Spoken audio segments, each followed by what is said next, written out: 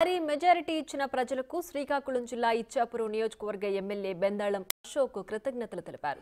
శాసనసభ్యుడిగా అశోక్ హ్యాట్రిక్ విజయం సాధించారు.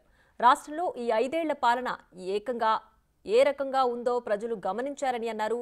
అహంకారపూరిత స్వభావమున్న జగన్ పాలనను ప్రజలు వద్దనుకున్నారు కాబట్టే ఘోర పరాభవాన్ని రుచి చూపించారని విమర్శించారు.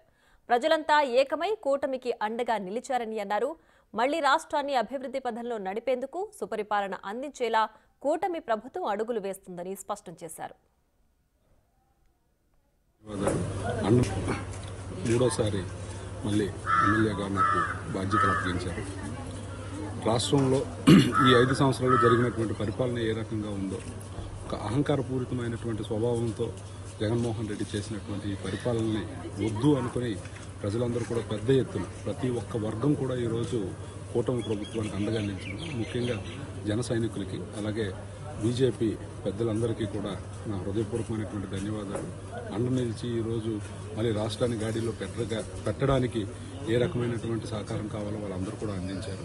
ఖచ్చితంగా వాళ్ళు ఇచ్చినటువంటి ఈ బాధ్యత, ఈ 5 సంవత్సరాలు మన రాష్ట్రం ప్రజలు కోల్పోయినటువంటి ప్రతి అంశాన్ని కూడా మళ్ళీ పరిగణలోకి తీసుకుని మళ్ళీ సుపరిపాలన ప్రతి ఒక్కరికి అందించే విధంగా ఖచ్చితంగా మా పరిపాలన ఉండబోతుంది. ప్రజలందరూ కూడా మళ్ళీ సుఖ సంతోషంతో ఉండేలాగా మా